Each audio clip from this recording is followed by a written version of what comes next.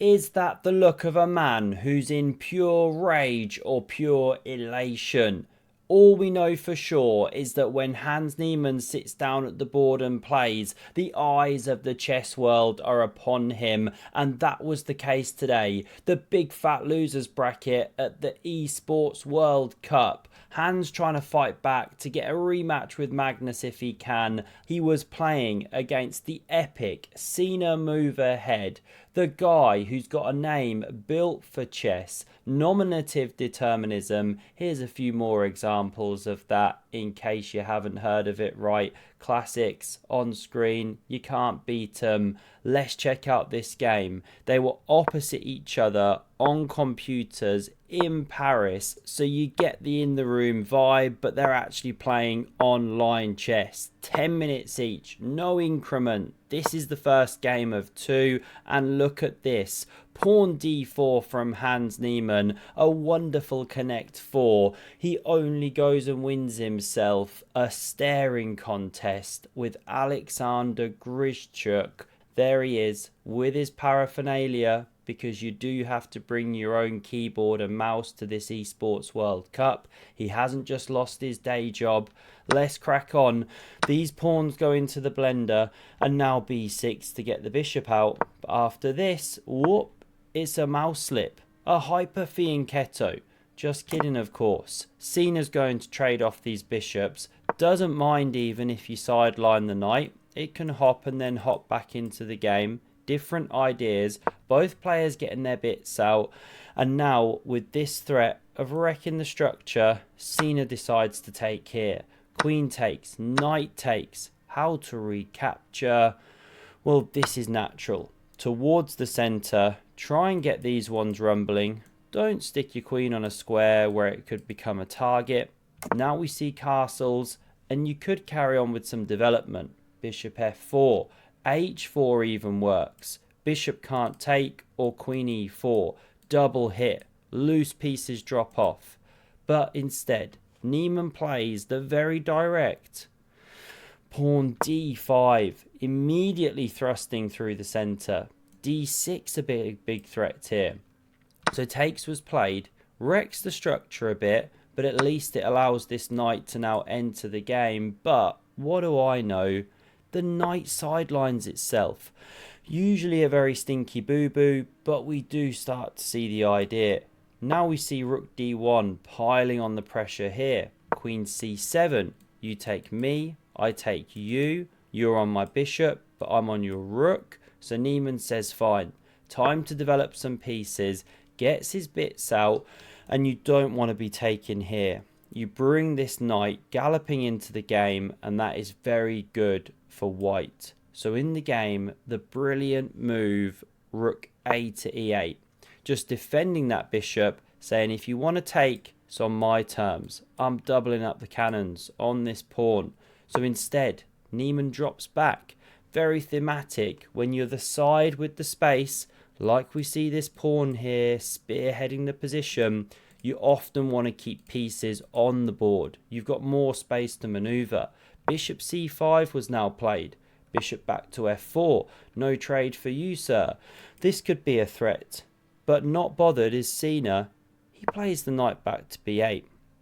If you want to push the pawn, then simply takes is played. You can tell I've had a long day because that's an entire hanging bishop. Mushrooms. Maybe you should defend it first. Let's try this again.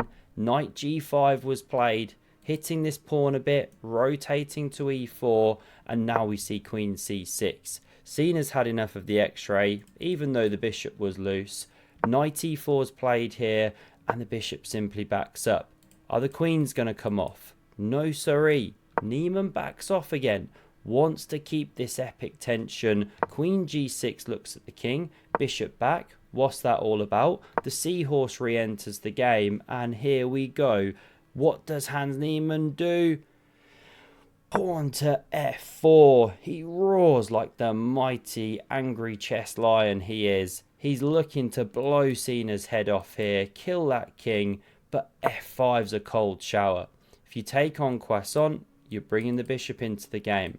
The rooks. This pawn is hanging at the minute, but Cena doesn't mind. He's picking up tempos, getting counterplay. This is how Hans Niemann responded, and now we get takes. Queen takes. You could take here, but it looks a bit scary to activate the rook. Engine says g5 after that. Then at f4, we're going to see similar themes. This was the game here, allowing takes, mangling the structure, rook d6, and not king h7. Although it looks natural, it's a bit passive. The rook's double. White's having a good game. So in the game, we see the brilliant move, fighting back. Pawn g5. Gary the debt collector making his way down the board there, banging on doors, about to take here. So takes was played, and this is the point. You push through, pick up the tempo on the bishop. g6 was flicked in by Niemann, saying where do you want to go with your rook. Rook e7, not so hot, maybe could run into this stuff here. So the rook backed off, also could have come to f5, bishop f2 played, and knight takes. This was seen as point. He gave a pawn, yes, but immediately wins it back. He's fighting back brilliantly, very evenly matched, these two guys, and bishop takes knight is now a threat. Then you win a d pawn. Can you not just defend it? Something like this. Well, yes, but white's going to start having some fun. Rook to the d file, push the h pawn, maybe support the g pawn, start putting the squeeze on, squeeze the cojones. Not played in the game. We saw this instead, going for the bishop, and this line gives a pawn. Gets rid of that pesky one, but activates the rooks. At least you can now get the king out of the box, but when the smoke clears, Hans Niemann is a pawn ahead. However, watch how this endgame now goes. Sina fights and fights hard. He's a brilliant endgame player as well as middle game tactician, opening wizard. These young guys are so good at every stage. They both rush in the king. Very, very standard stuff. If you want to learn your end games, of course, by the way, head on to Lotus Chess, link in the description. They do end games too, not just openings. Don't know many apps that do that. It's incredible. Do click the link below. And Niemann doesn't defend this pawn. If you do, the rook can slide over. There's no rook to b2 magically, so you have to push, and then you can slide back. And now you're taking with check, and this just isn't the hottest way to play here. It should be fine for both players. This is where black's fighting. Now this is also seen as a draw, but this is trickier. Niemann now activates in front of his pawn, defends, attacks. Rook h7, terribly passive, so this is a much better way to play. Check, king c6, king back. b5's very good. Push the pawns, so often the way to go in the end game. And now even though black's a pawn down, at least the rook is well placed behind the passer. King b6. Hans Niemann's got to prove something here.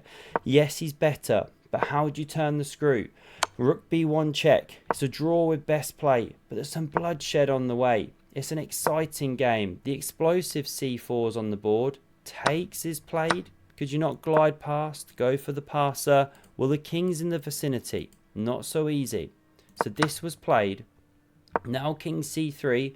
Check. King over. King roams in like this to b6. And now rook f5 prepares to swing round here and then push the g pawn. This is how the game proceeded. Pawn's about to drop, but rook g1 says you take me, I take you, or do you? No. This is a clean pawn win now for Hans Niemann. This one's a passer, running. Can black stop it? Well, yes, with best play, but this is not easy. The pawn marches to a3. Very, very standard idea to then use that pawn as a hook to get into the position like this and like this. We see it soon, but the way to play here is with rook h1 check. And you keep checking the king, and if it steps back, then you swing over. Here's a sample line. Rook heads to f2. You know, you can't capture. That pawn's too fast. This is how the game could proceed. King c3, king c4, both draw. Pawn progresses, and only rook b6 is a drawing move.